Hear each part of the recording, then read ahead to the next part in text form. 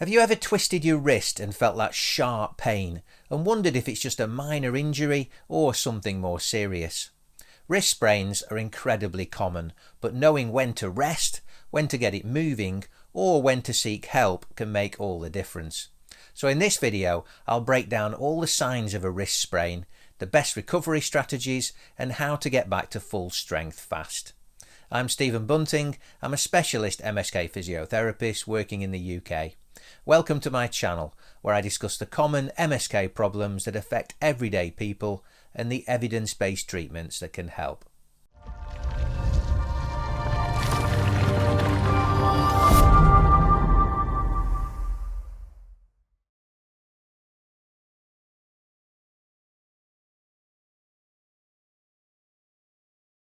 If you've sprained your wrist, then you've essentially bent it too far in one direction, to the degree that you've damaged one or more of the wrist ligaments.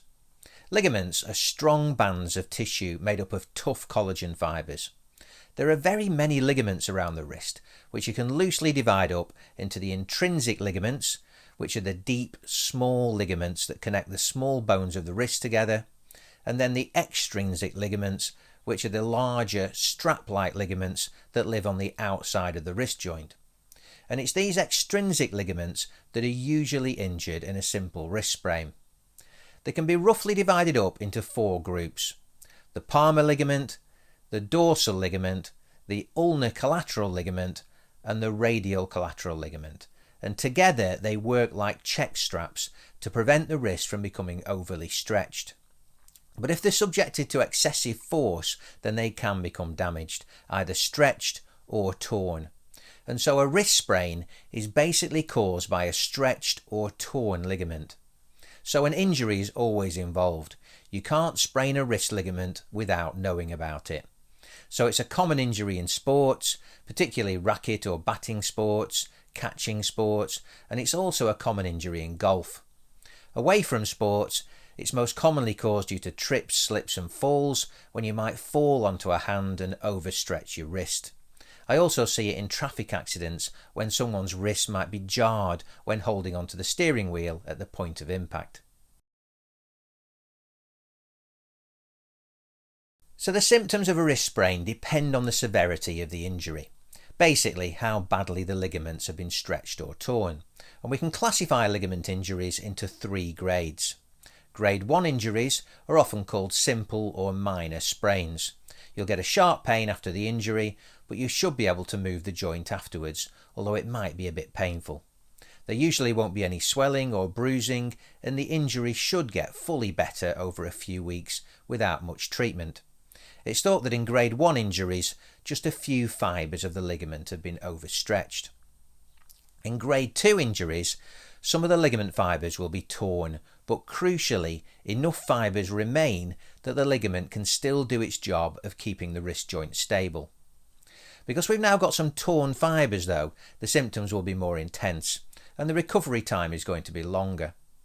After a grade 2 injury, there will usually be some swelling and bruising, and indeed the amount of bruising and swelling is a good indicator as to how much of the ligament you might have torn. If a large proportion of these fibres have been torn, then the bruising will be extensive. Grade 2 injuries of the wrist will take a minimum of 6 weeks if only a small proportion of ligament fibres are involved, but the average grade 2 injury will take about 10 to 12 weeks to heal, and sometimes longer in more severe cases. In grade 3 injuries, the majority of ligament fibres have been torn, and so the ligament is no longer able to function normally and do its job of protecting and limiting excessive joint movement. We call this a ligament rupture. So in a grade 3 injury, the joint will be unstable, and indeed it's that instability which characterises a grade 3 injury compared to a grade 1 or grade 2 injury. So the wrist might feel wobbly and unstable, and often very painful. In grade 3 injuries, the bruising and swelling will be widespread, and a common symptom is that the patient mentions a popping or snapping sound at the time of injury, which essentially is the noise made as the ligament ruptures. It has to be said though that grade 3 extrinsic wrist ligament injuries are fairly rare, mainly because these ligaments are so strong that the wrist bones usually fracture before the ligament ruptures. And indeed, with either a wrist fracture or a grade 3 ligament tear, you're going to have a lot of pain and swelling, and you might have heard or felt a crack or snap. So you're going to need to have an X-ray to determine if you have one or the other injury. The diagnosis is usually made based on the symptoms. So in grade 1 wrist sprains, there will be mild local tenderness, probably no bruising or swelling, and no instability. In grade 2 injuries, there will be visible swelling and often bruising, noticeable tenderness, but no obvious sign of instability. Grade 3 injuries are where the ligament has ruptured, and so there will be noticeable instability and significant pain, swelling, and bruising. An MSK clinician can determine the grade of ligament injury by taking into account the nature of the injury, basically the forces involved, the amount of swelling and bruising, and then the degree of joint instability which they can assess clinically. But for a more accurate grading, you're going to need some form of imaging. X-rays can check for fractures, but they can't see ligaments. An ultrasound scan can check the integrity of the superficial extrinsic ligaments, but it won't be able to see many of the intrinsic ligaments, the deeper ones. And so an MRI scan, or even better, an MR arthrogram, is going to provide a more accurate diagnosis. And this will be needed in professional sport, as recovery times can be determined much more accurately if the precise grade of ligament injury is known. But for the majority of us, if it's a recent injury and you don't suspect a fracture, then a simple clinical assessment and grading will be enough to guide the rehab process. Which brings us nicely onto treatment. Okay, so let's start with a grade 1 injury, which is our simple wrist ligament sprain. So grade 1 injuries will typically take between 3 and 6 weeks to get better, and usually no particular treatment is needed. Just keep the joint moving as pain allows, but keep away from sport or any strenuous activity until it's fully better. If pain is an issue, then using a simple wrist splint like this one can be helpful for a few days until the pain settles. A short course of painkillers or anti-inflammatories, either tablets or gel, can also be helpful. Okay, so moving swiftly onto grade 2 injuries, which is our moderate ligament tear. Now, as I mentioned earlier, there will usually be some swelling and bruising with these injuries, and so an anti-inflammatory regime can be helpful, especially during the first few days.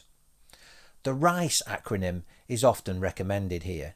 So that's rest from painful activities, ice, an ice pack applied for 20 minutes every few hours to keep the swelling down, compression, so using a bandage or a neoprene support in order to contain the swelling, and finally elevation, so keeping the affected joint elevated, preferably above the level of your heart, which helps prevent the swelling from tracking downwards due to the effect of gravity. So that's the RICE acronym, but there has been some opposing views within the sports therapy field as to whether this is indeed the best way of managing acute soft tissue injuries like wrist sprains. And so I've done another video to explore these arguments in detail, and you can check that video out up here or in the description below. But for the time being, for most of you, RICE will be just fine. Okay, so as soon as the pain and swelling is reduced, usually 2 to 3 days after the injury, you should start to gently move and exercise the wrist as pain allows. And depending on whether it's a smaller or a larger ligament tear, grade 2 injuries will usually take a minimum of 6 weeks, an average of 12 weeks, and sometimes as long as 18 weeks to fully recover. If you over-rest it by avoiding movement and exercise, then it's going to take longer. Remember, movement stimulates the healing and repair process. Motion is indeed lotion. Now, grade 3 injuries are where the majority of the ligament is torn, and it's now essentially not functioning as a ligament. So there's going to be some instability of the joint. And because of this, grade 3 injuries will usually need some therapy treatment and monitoring, because the joint will need to be immobilised during the first few weeks with a splint or a cast, and after that a brace of some sort will usually be needed to protect the joint and the healing ligament while still allowing some controlled movement. And it can take around 6 weeks for a ruptured ligament to heal and the joint to become stable again. Once the early pain and swelling is reduced by using the RICE regime, then you can start to move and exercise a grade 3 injury, but these will be very gentle activities which don't stress the newly healing ligament much at all. So really just very simple things like gradually increasing your joint movement and just gentle loading exercises as pain allows.